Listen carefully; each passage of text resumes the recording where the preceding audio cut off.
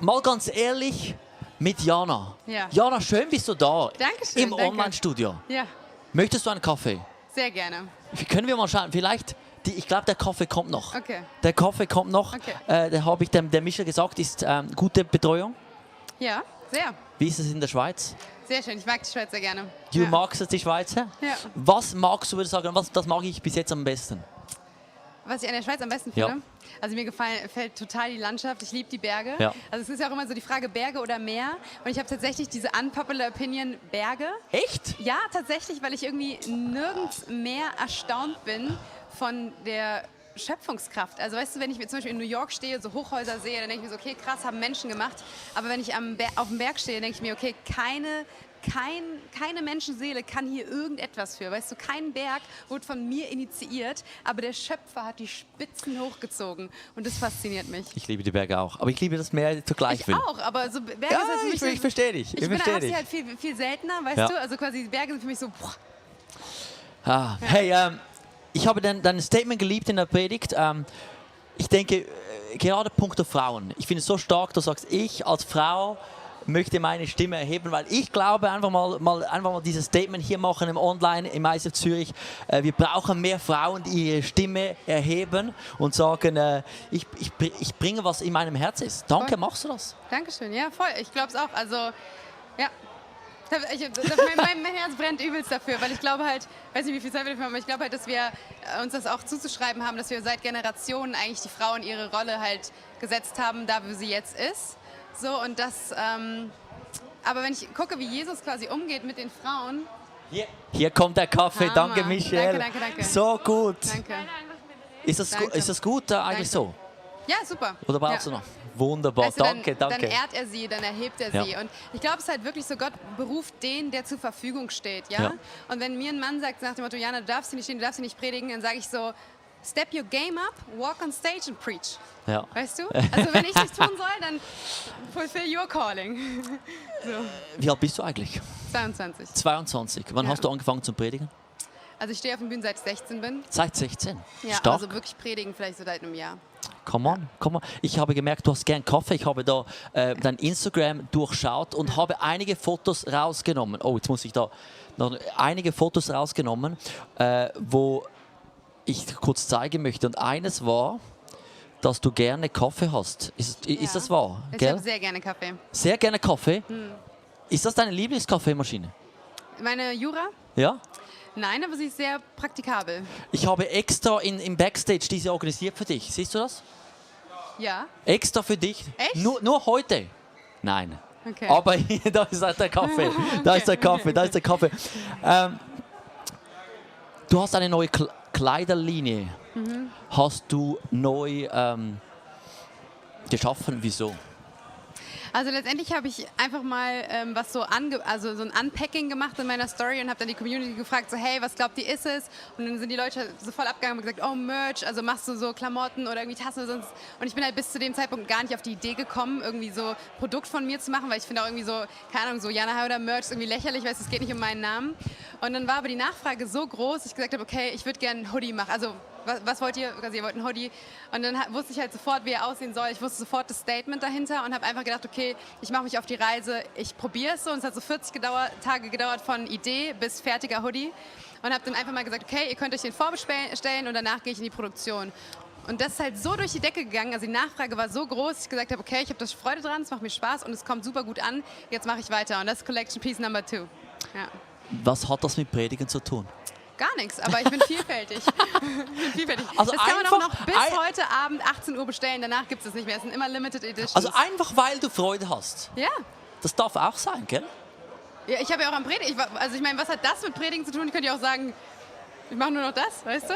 Ja. Aber Gott ist vielfältig, Machst du sonst noch so. etwas, das wir nicht gerade wissen? Ich studiere Medizin Ja. und ich schreibe Bücher. Du studierst Medizin. Ist Ja. das ein Vollzeitjob? Oder Ja, was schon. würdest du sagen, Prozent? Ich würde schon sagen, ich studiere nebenbei Medizin, aber ich studiere es halt ganz normal. So. Ja. Ja. Ich habe ein Foto gefunden in einer Story. So ein Post, ja. Ein sehr persönliches. Ich Ja. dachte, weil es in deiner Story ist, darf ich es da Ja, bringen. klar. Ja. Mich hat es angesprochen, weil nicht viele Leute zeigen ihre Tiefpunkte. Was war da passiert 2008? Ist das richtig? 2018 ist 18, das. Entschuldigung. Genau, also ich habe mein erstes Staatsexamen geschrieben gehabt in der Medizin und es war einfach eine lange Zeit von Lernen und wirklich so festhalten, beharrlich sein. Ich habe mit meiner Mom gefacetimed und habe dann einfach angefangen zu weinen und sie hat einen Screenshot gemacht und mir den halt irgendwann so nach dem Examen geschickt. Und für mich ist das halt so, dass ich glaube, das ist so mein Erfolgsrezept. Ich tue gar nicht so, als ob bei mir alles laufen würde. Ne? Und es ist so von einem nicen Urlaub in den nächsten nicen Urlaub und so weiter und so fort. Dem ist halt nicht so. Und ich glaube, dass man dann mit dem Herzen eines Menschen connectet, wenn man sein eigenes Herz teilt. Weißt du? Und damit gehe ich in so einen Vertrauensvorschuss. Also ich zeige dir was von meinem Herzen, von meiner Verletzlichkeit, von meinen Struggles auch. Und es ist nicht so, ich will nicht, dass jemand auf Janas Profil kommt und sagt so, okay, bei der läuft ja alles und alles ist rund. So, ich sage so, nein, ich habe meine Struggles, ich habe meine Kämpfe, ich habe meine Zweifel und ich habe einen triumphalen Gott. So, ne? Und ich habe einen kühnen Glauben, einen großen Glauben, auch in den Krisen meines Lebens, die eben existieren. Was hilft dir, so authentisch zu sein? Also wie schaffst du das? Ich kenne dich nicht, sehe das, machst dich verletzlich. Wieso machst du es und wie kannst du das? Also zwei Fragen. Wieso ich es mache, ist eben, weil ich wirklich ein Herz habe dafür, dass die Menschen von Jesus erfahren. Und wenn mein Herz voll Jesus ist, will ich mein Herz teilen. So, ne? Weißt du, es geht mir überhaupt nicht, egal wie bekannt oder erfolgreich ich werde, mein Name wird vergessen werden in der nächsten oder übernächsten Generation. Aber was mein Leben geleistet haben soll, ist von dem einen Namen zu erzählen, der niemals vergessen wird. Und wenn du an mich denkst, dann sollst du daran denken, wovon ich erzählt habe, von wem ich erzählt habe. So. Und das ist das Also Warum nicht dahinter. nur deine Hochs, sondern auch deine Tiefs, wo Gott ja auch dort ist. Genau, also Gott ist in allem und er ist alles, ne? Und wie ich das mache, ich glaube, es ist schon einfach auch Talent. Ich habe ja heute auch in der Predigt gesagt, du hast eine Begabung, ne? Das ist eine Wortgewandtheit, es ist auch eine Offenheit. Ne? Also ich habe ein gewisses Maß von Offenheit und auch vielleicht von Risikobereitschaft. Also ich verstehe schon, dass man damit auch hinfallen kann. So. Ich höre aus deinen Antworten heraus, dass deine Mutter spielt eine wichtige Rolle in deinem Leben. Stimmt das? Ja, meine Eltern, ja. Ich habe ein anderes Foto, wo dein Vater schreibt, ich feiere dich. Ja. Da hast du über Feedbacks gehört, geschrieben. Was bedeutet er dir? Also tatsächlich der Ring, den ich heute trage, da sind die Initialien meines Vaters, VH. Und für mich, also das war nicht so gedacht, aber für mich steht es auch für Vaterherz, weil mein Papa mir jeden Tag zeigt, wie das Herz des Vaters sein müsste oder wie das Herz des Vaters ist. So. Und das finde ich einfach so Hammer. Also meine Eltern hatten vielleicht nicht die allergrößten Möglichkeiten oder sie waren irgendwie so, sie wollten alles, was sie konnten, haben sie gegeben, so. Aber meine Eltern sind mir halt immer so in Treue hinterhergegangen in den neuen Wegen, die ich irgendwie erschlossen habe und waren einfach die größten Supporter, haben mich geliebt, ich habe angefangen mit 16, als ich noch keinen Führerschein hatte und es war irgendwo in der Walachei waren, haben sie mich dahin gefahren und gerade dieses mit dem VH war eine Situation, da musste ich um 6 Uhr irgendwas meinen Zug nehmen, weil ich bis ans Ende von Deutschland fahren musste und ich habe ihn verpasst. Wir haben alle verschlafen, ne? Und ich so, nein! Und ich hatte um 10.42 Uhr Bühnenzeit. Ich weiß, das wäre es gestern gewesen. Und mein Papa fragt so, was ist los? Und ich so, ja, ich habe den Zug verpasst. Mein Papa rollt sich aus dem Bett, zieht sich an, setzt sich mit mir ins Auto. 10 Minuten später fährt mich 500 Kilometer in den Norden, nach Celle. Und das Einzige, was er mir sagt, ohne Vorwurf, das Einzige, was er mir sagt, war, ich habe gestern noch überlegt, ich würde mal gerne wieder Zeit mit dir verbringen. Schön, dass wir zusammen fahren können. Mag das ein Schlüssel sein für deine Sicherheit? Auf jeden Fall. Meine Eltern geben mir enorme Sicherheit. Also ich weiß mich einfach geliebt. Ich glaube, das ist das Ding. So. Also die größte Sicherheit meines Lebens ist, dass ich mich geliebt weiß von meiner Familie. Ja. Vielleicht sind jetzt Leute zu Hause, die sagen, ja schön, Jana. Aber ich nicht. Aber ich nicht. Ja. Also ja, ich kenne ich auch das sehr gut. Ich kenne das im Struggle mit den Freunden. Also ich hatte nie besonders viele Freunde oder war nicht so gerne gemocht irgendwie in meinem Umfeld für auch meine so radikale Art und dieses aber ich habe irgendwann begonnen, so, und heute ist das nicht so, heute bin ich gesegnet mit Hammermenschen in meinem Leben. Aber ich habe irgendwann den Gedanken gehabt, so, wenn ich das Gefühl habe, mir ist keiner Freund, dann will ich beginnen, jemandem Freund zu sein.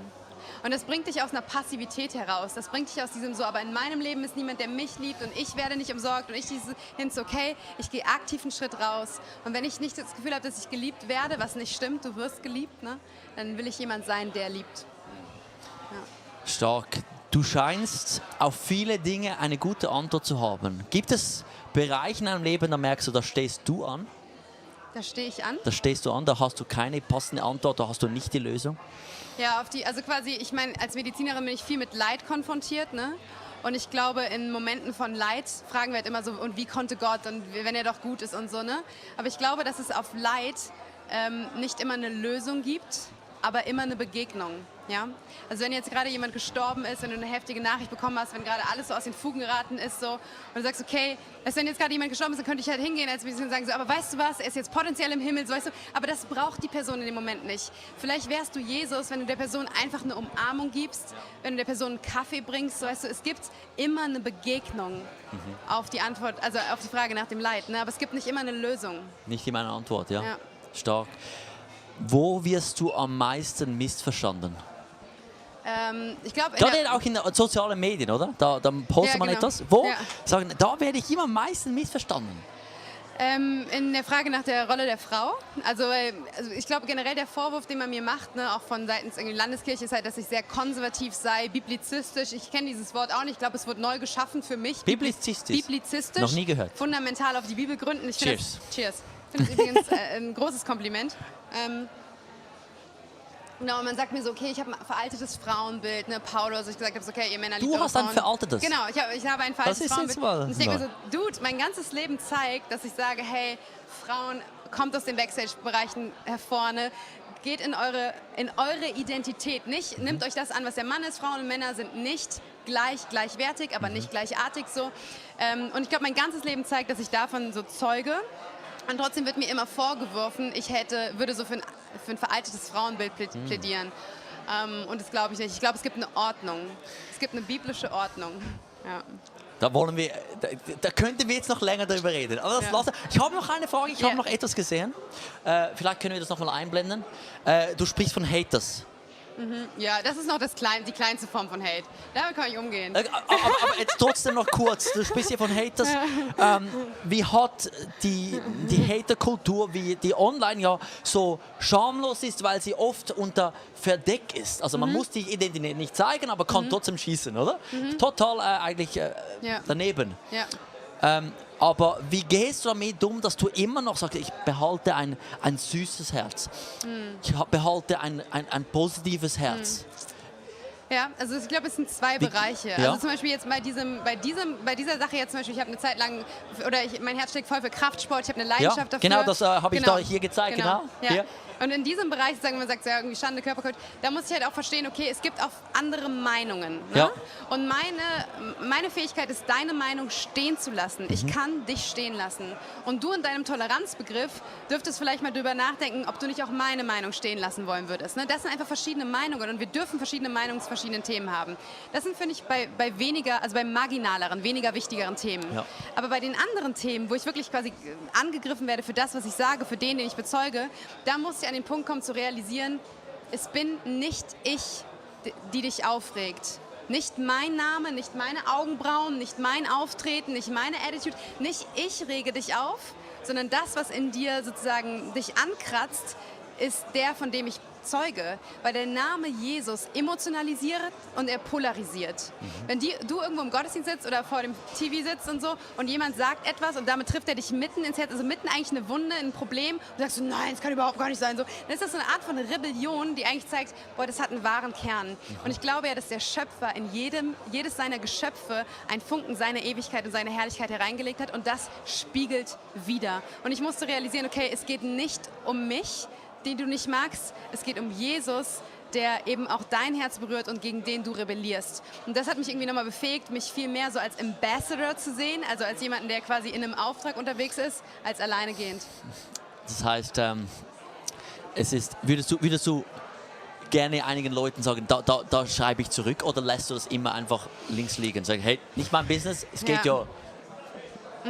Also ich glaube, damit musste ich voll wachsen, weil ich habe so ein Herz, das immer allen Leuten erklären will, dass ich es gut meine. Weißt du, dass ich ehrlich bin, dass ich es gut meine.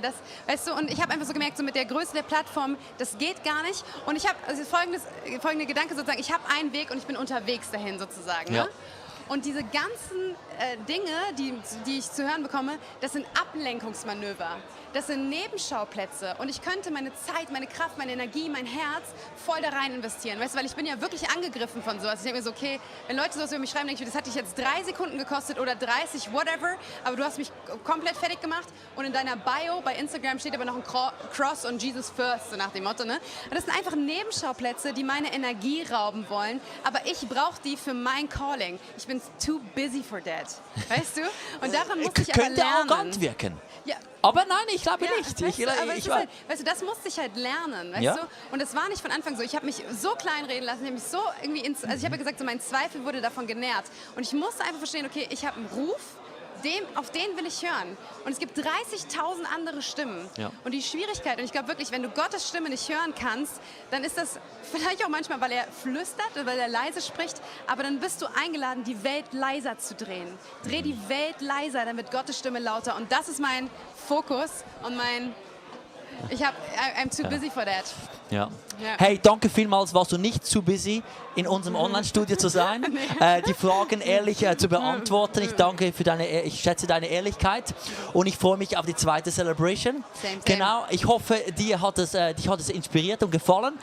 Wir sehen uns wieder nächste Woche oder du bleibst einfach online. Wir werden nach der Next Celebration reden wir noch etwas über Instagram, Come on. Ja. über Social Media.